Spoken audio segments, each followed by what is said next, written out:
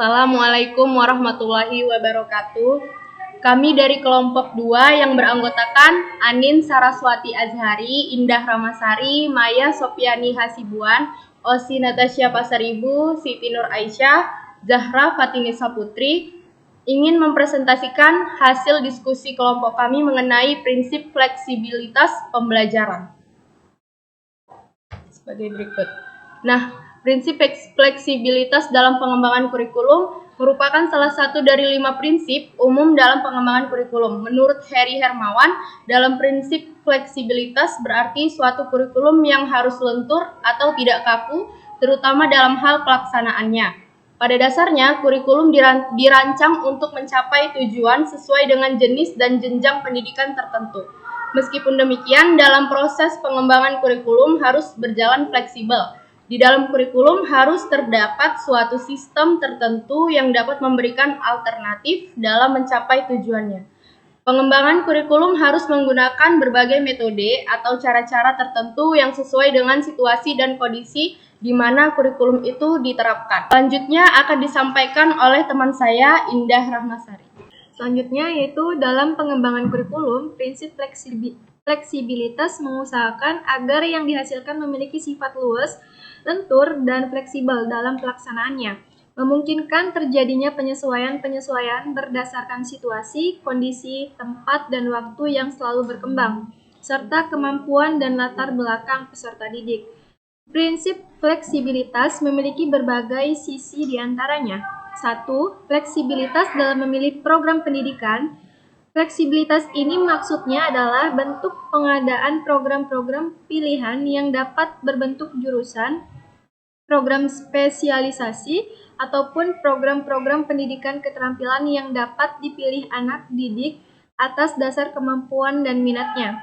Fleksibilitas dalam pengembangan program pengajaran. Fleksibilitas ini maksudnya adalah memberikan kesempatan pada para pendidik dalam mengembangkan sendiri program-program pengajaran dengan berpatok pada tujuan dan bahan pengajaran di dalam kurikulum yang masih bersifat umum.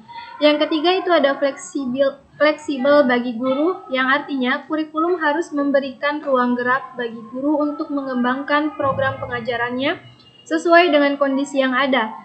Nah, yang keempat itu ada fleksibel bagi siswa, yang artinya kurikulum harus menyediakan berbagai kemungkinan program pilihan sesuai dengan bakat dan minat siswa. Selanjutnya akan dijelaskan oleh teman saya yaitu Oshi. Kurikulum harus dapat mempersiapkan siswa untuk kehidupan sekarang dan yang akan datang juga bagi siswa yang memiliki latar belakang dan kemampuan yang berbeda.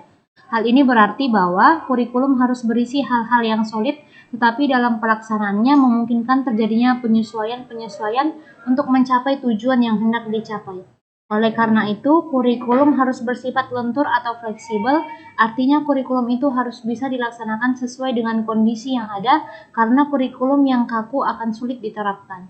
Kurikulum juga harus menyediakan ruang untuk memberikan kebebasan bagi pendidik untuk mengembangkan program pembelajaran. Pendidik dalam hal ini memiliki kewenangan dalam mengembangkan kurikulum yang sesuai dengan minat, kebutuhan siswa, dan kebutuhan bidang lingkungan mereka. Akan dilanjutkan oleh Anin. Baik, di sini saya akan menjelaskan tentang contoh implementasi fleksibilitas dalam pembelajaran.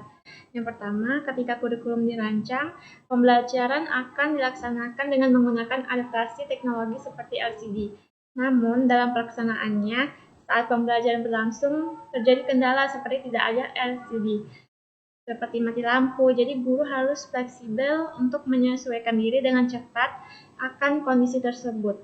Lalu yang kedua, penggunaan teknologi. Di situ, guru dapat memanfaatkan alat teknologi untuk menciptakan pengalaman pembelajaran yang menarik dan juga efektif, seperti penggunaan platform pembelajaran online, aplikasi mobile, dan juga sumber daya digital yang lainnya. Yang ketiga, pendekatan berbasis proyek, seperti memberikan fleksibilitas kepada siswa untuk mengeksplorasi topik tertentu sesuai minat dan juga kebutuhan siswa. Siswa dapat memilih proyek yang sesuai dengan bakat dan juga tujuan karir mereka. Selanjutnya akan disampaikan oleh teman saya. Kemudian contoh implementasi fleksibilitas dalam pembelajaran yang keempat adalah model pembelajaran campuran atau blended learning. yaitu fleksibilitas dalam waktu dan tempat belajar dapat diwujudkan melalui mode pembelajaran campuran. Kemudian guru dapat mengintegrasikan pengajaran tatap muka dengan pembelajaran online, kemudian memungkinkan siswa untuk belajar secara mandiri atau bekerja dalam kelompok sesuai dengan kebutuhan mereka.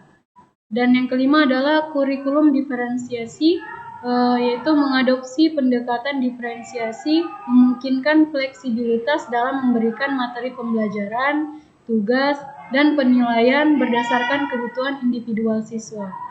Guru dapat memberikan dukungan tambahan kepada siswa yang membutuhkan bantuan ekstra atau menantang siswa yang telah mencapai tingkat pemahaman yang lebih tinggi. Kemudian materi selanjutnya akan dilanjutkan oleh teman saya, yaitu Jahra.